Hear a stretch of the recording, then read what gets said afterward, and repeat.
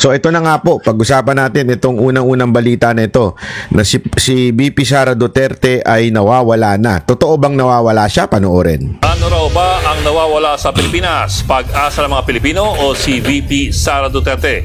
Yan po ang buwelta ng palasyo sa bise matapos niyang sabing papunta na sa basurahan ang lagay ng Pilipinas. Nagbabalik si Maricel Halili. Lugmok na tayo sa kahirapan. It seems that we are working to go to the dumpster. No? As I said noon, we are on this road to perdition.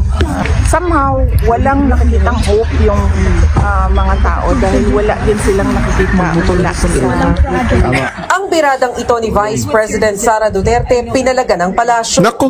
Nawawala ang pag-asa ng mga Pilipino. Hindi ba siya yung nawawala sa Pilipinas ngayon? December of 20... Sandali. Basta ang alam namin kung asan siya. Hindi ko lang alam sa'yo kung ba't di mo alam. Kasi nawawala daw siya sa Pilipinas. Obvious ba? Obvious ba, madam? Obvious ba, madam, na wala talaga siya sa Pilipinas? Tanga-tanga mo naman kung hahanapin mo siya sa Pilipinas. Kita mo na nga kaliwat kanan ng interview sa kanya sa Netherlands. Tapos sasabihin mong, nawawala siya sa Pilipinas? Tanga lang, te. Ako nagtatanong lamang po, Ito tanong lang naman po to. Nakakatanga ho ba dyan sa Malacanang? Ano ho ba pagkain nyo dyan? Hindi, ako nagtatanong lang po, Ano ho ba pagkain nyo dyan sa Malacanang? Pulburon? Kasi nakakatanga na. Hindi, nagtatanong lang naman po. Kasi pambira ka, sasabihin mong siya nga yung nawawala dito sa Pilipinas. Sabay, obvious ba? Wala. Obvious ba? Obvious ba? Di ba binigyan nyo nga ng ano yan?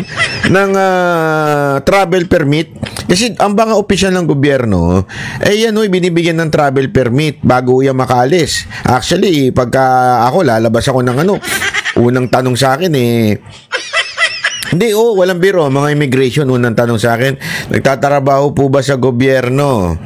Ang sagot ko nga, mukha ba ako magnanakaw? Mukha ba ako magnanakaw? Ganun hindi. Biro lang. Hindi naman lahat. Hindi naman lahat na nagtatrabaho sa gobyerno magnanakaw. Karamihan lang nasa kamera. Yun ang katotohanan, di ba? So anyway, ito, tuloy natin. Sabi ni Palace Press Officer Undersecretary Claire Castro, baka mas lumala pa kung ang mga gaya raw ni VP Sara ang mamuno sa Pilipinas. Mas lumala. Talaga, grabe. Grabe, ma-recruit niya ito sa Banateros kasi yung style niya na biglang public official, instead na magbigay ng magagandang balita, ang ginagawa niya, tinotroll niya mga Duterte. Marcos, ako nagtatanong lang sa'yo, Mr. Marcos. Talaga bang mahinang nilalang ka? Kailangan mo pa ng isang babae para i-troll ang mga Duterte? Nag-hire ka ba ng isang attorney na vlogger para lang banata ng mga Duterte? Kasi parang gano'n na lumalabas ngayon kaya napapatunayan tuloy na isa kang mahinang nilalang. Nagtatago ka sa quote-unquote palda ni Claire. Hindi Hindi literal yun, pero sinasabi ko lang ewan ko di ba? Dami nga nagsasabi ang nagdidesisyon daw di umano yung asawa mo. Pati ba naman ng pagtatanggol sa iyo, babae pa rin. Talagang mahinang nilalang kanya, pagagayang ka. Alam mo yung hindi naman siya tayo pero alam naman natin yung may nakikita tayo sa mga labas-labas, di ba? Pag makikita natin, pag malakas ang dating ng asawa, yung maputak, mga ganun-ganun, maputak sa mga tao. Hindi, marami na makikita yun sa publiko yung bida-bida yung asawa, papansinin mo yung asawa nilang lalaki na nanahimik lang sa isang tabi, parang hiyang-hiya doon sa asawa nilang madaldal na feeling entitled. Di, may mga ganyan Dami ko nakikita niyan sa mall yung asawa nilang babae, bida-bida. Lahat inaaway, lahat ng para bagang lahat kailangan siyang pagsilbihan, mula sa waiter, mula sa sales lady, kailangan siyang pagsilbihan. Pag hindi siya pinagsilbihan, magagalit siya. So ang ingay niya, putak siya ng putak. May mga gayan di ba? May mga gayang mga nanay. Galit na galit. Feeling entitled, akala mo binili na nila yung mall, pati security guard kumakatabig. Talagang galit sila. Tapos yung asawang lalaki nandun sa tabi na, sa corner. Parang hiyang-hiya siya. Para bagang hindi niya kaya magsalita kasi, yun nga, pag may mga ganyan, mahinang nila lang ang tawag dyan. Hindi nila kayang kontrolin yung bunganga ng asawa nila. Kasi mga bunganga ng mga asawa minsan, nager yan eh. Gumagana yan. Talagang ano, totoo. Pagka ganyan, asahan mo, yung lalaki, mahinang nila lang yan. Ha? Pag under-desire ang lalaki, gayaan ng babae. Para tuloy ganyan ang lumalabas sa Malacanang ngayon. Ha? Tila under-desire na nga dun sa asawa. Ha? Sabi nung iba, allegedly, under-desire ka daw nung asawa mong yung nawawala, si Lisa. Sabi kasi nila, nawawala daw eh. Hindi ko rin alam bakit nila hinahanapin eh. Hindi kasi alam mo, mga kababayan, alam mo ba may dalawang bagay lang na makaka-solve ng problema ng bayan natin? Dalawang bagay lang. Dalawang bagay lang. Gusto mo ma-solve ang problema ng bayan natin sa lahat ng bangayan? Dalawang bagay lang. Una, ilabas nyo si Lisa Marcos. Pakilabas. Hindi kasi ang dami kong nakikita. Pag ako talaga ha, hindi ako masyadong ano dun sa asawa. Kasi alam ko na yung asawa eh. Wala akong pakialam dun sa asawa. Kasi pag balibaligtarin mo, lagi nilang sinisisi yung asawa, si Lisa Marcos. Okay ako doon, sige, sisihin nyo. Pero akin, ito kasi yung take ko dyan. Kahit malakas ang personalidad ng asawa, kung mahina yung lalaki, mahina talaga. So wag mong sisihin yung asawa. Kasi ang babae, may tendency, wag ko kayo magagalit, pasintabi na ako sa mga nanay dyan, ha? Mahal ko mga nanay, mga lola, mahal na mahal ko yan.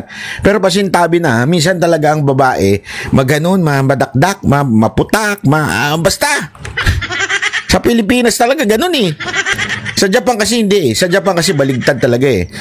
Babae medyo ano lang sila eh, mga tahimik yan, masunuri sa lalaki yan eh. Sa Pilipinas, ang iingay talaga ng mga marami sa mga kababaihan. Talaga sila nagdidesisyon sa buhay ng pamilya. Hindi na sila ang ilaw ng tahanan, sila na ang speaker ng tahanan. Alam mo ang problema? Hindi si babae. Ang problema dyan si lalaki. Hindi kayang kontrolin ng lalaki yung asawa niya. That's the problem. Kaya yan ang lagi kong ano eh. Marami sa atin na nagagalit kay Lisa Marcos. Okay, sige, magalit kayo. Walang problema sa kanya. Wala akong pakialam dyan. Pero kung ang lalaki ay magaling magkontrol, kaya niyang patahimikin, kaya niyang kontrolin yung asawa niya. Halimbawa, si Rodrigo Roa Duterte. Kita ninyo kung gaano katapang si Anilet? Ang tapang ni Anilet. Don't tell me, hindi rin matapang yung nanay ni Sara Duterte. Isa ding matapang yun. Itsura pa lang. Mukhang Espanyol na dati yan eh. Pero ano daw eh, German daw yun eh. Di ba? So ibig sabihin, matatapang yung mga yun. Nakita naman natin si Hanilit kung gaano katapang. Kaya nga naman na ni Kitty. Pero bakit sila hindi malakas ang personalidad sa publiko? Pansinin ninyo. Bakit nung panahon na si Duterte ay presidente, tahimik? Wala kayo narinig sa mga asawa, tuloy pangit pakinggan. Pero ganoon talaga eh. Wala tayong magawa. Tanggapin na lang natin yon. Wala tayong narinig sa kanila. Bakit kanyo? Kasi nga po, matikas si Duterte. Matapang tao. Kayang kontrolin ng pamilya. Ganun siya. Kahit matapang ang asawa niya, pag sinabi niyang stop it, stop it. Hello, Marcos. Kaya mo yon sa asawa mo pag sinabi niyang stop it? Gago! Bantakin mo si Escudero nga pinahawak ng champagne glass eh. Di ba? Ikaw pa kaya? Sabi siguro nung asawa, ikaw pa? Ha? Ikaw? Gusto mo sampalin ka? Walang gano'n. Na-imagine ko lang kunwari. Halimbawa, imagination lang naman ho ito. Katang-isip lamang. Katang-isip. Kunwari, mga kababayan, si Marcos sabi ni Banat Bay, kailangan ko daw maging strong, maging matikas. Kaya ikaw, huwag kayo magdidesisyon sa buhay ko, ha? Ganon? Sige, sampak! Ganon. Gagano mukha siguro ni Marcos. Hindi na mabiro ito. Ito si Banat Bay kasi gago eh. Hindi na mabiro ito si Lisa. Hindi. Imagination ko lang naman po yan. Naikwento-kwento lang yan. Walang ganyan naganap. Ha? Baka sabihin na naman, fake news ka, Banat Bay. Hindi, walang ganyan naganap. Kahit may balitang sinapak siya, walang ganon. Walang ganong naganap, okay? Baka sabihin na naman nila, asan na ebidensya mo? Ebidensya, wala ka na may ebidensya. Eh, hindi ko nga sure eh. Basta may nakita lang ako, hindi ko sure kung totoo yun, ha? Ngayon pa man, mga kababayan, dito sa pagka-hire kay Claire Castro, the USEC, dito, yung pagiging balakatak ng bunganga niya, yung pagiging palingkera niya, alam mo, hindi maganda tignan. Parang ang lumalabas, kumuha ng attack dog tong presidente dahil mahina siya. Kumuha siya, at hindi niya kaya kasi makipagbangayan sa mga Duterte. Hindi niya kaya ang utak ng mga Duterte. Kaya kumuha siya ng isang babaeng maingay. Babaeng bulak. Alam mo yung kasi alam mo, minsan kasi sa awayan, hindi naman kailangan ng logic dyan eh. Sa awayan, hindi kailangan ng logic dyan. Bunganga ang kailangan dyan. Kaya kinuha nila siguro si Castro. Di natin alam kung bakit kaya gano'n ang... Tignan nyo yung mga hirit niya dito, ha? Hindi ba mas magiging mapupunta tayo sa dumpster kung ang magiging pangulo natin ay ang mga katulad nila VP Sara? Tingnan mo, ha? Ang tanong sa kanya, anong komento mo? Tingnan mo kung gaano ka yung utak nito, utak biya. Ha? Ang tanong sa kanya, ano masasabi mo sa komento na tayo ay dumadaos-dos na yung kasi yung parang summary ng sinabi ni VP Sara Duterte, 'di ba? Kaya nga merong God Save the Philippines. And he cites evidence. Halimbawa, yung pagtaas ng presyo, yung pagdating sa budget. Nag-cite po siya ng mga ebidensya ng mga tinakil niya yan.